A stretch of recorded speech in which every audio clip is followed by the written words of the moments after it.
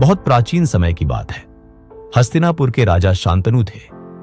एक दिन वे गंगा नदी के तट पर विचरण कर रहे थे।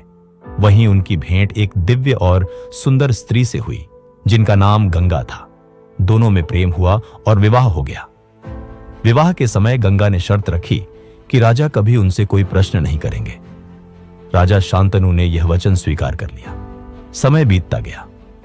गंगा के गर्भ से संतानें उत्पन्न होने लगीं, परंतु वह प्रत्येक बच्चे को जन्म के बाद गंगा नदी में प्रवाहित कर देती थी।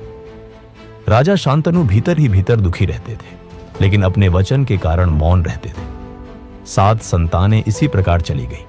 जब 8वीं संतान उत्पन्न हुई और गंगा उसे भी प्रवाहित करने लगी, तब राजा शांतनु से सहन नहीं हुआ और उन्होंने रोक दिया।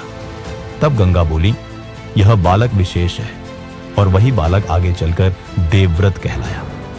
गंगा देवव्रत को अपने साथ ले गई और वर्षों तक उसे अस्त्र शस्त्र, धनुर्विद्या, राजनीति और धर्म का ज्ञान दिया। जब देवव्रत युवा हुए तब गंगा उन्हें वापस हस्तिनापुर ले आई। राजा शांतनु अपने पुत्र को देखकर अत्यंत प्रसन्न हुए। देवव्रत तेजस्वी, संयमी और पराक्रमी थे। सभी जानते थे कि वही भविष्य में राजा बनेंगे। कुछ समय बाद राजा शांतनु को मछुआरे की पुत्री सत्यवती से प्रेम हो गया, परंतु सत्यवती के पिता ने शर्त रखी कि सत्यवती का पुत्र ही हस्तिनापुर का राजा बनेगा। इस शर्त से राजा व्याकुल हो गए और मन ही मन दुखी रहने लगे। देवव्रत ने अपने पिता का दुख समझा। वे स्वयं सत्यवती के पिता के पास गए और सबके सामने कहा, मैं आजीवन ब्रह्मचारी रहूंगा, न कभी विवाह करूंगा और न ही राजगद्दी ग्रहण करूंगा। उनकी यह प्रतिज्ञा इतनी कठोर थी कि देवताओं ने भी पुष्प वर्षा की। उसी दिन से देवव्रत का नाम पड़ा भीष्म, अर्थात भयानक प्रतिज्ञा करने वाला। भीष्म ने अपना संपूर्ण जीवन हस्तिनापुर की सेवा में समर्पित कर दिया।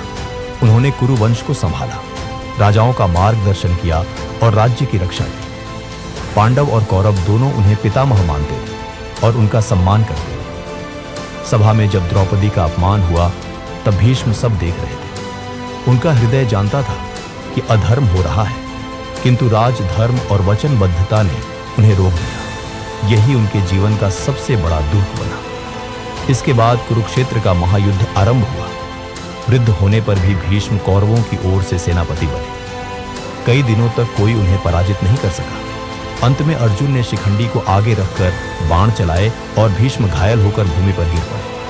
वे बाणों की शैया पर लेट गए और वहीं से युधिष्ठिर को धर्म, नीति और राजकाज का उपदेश दिया।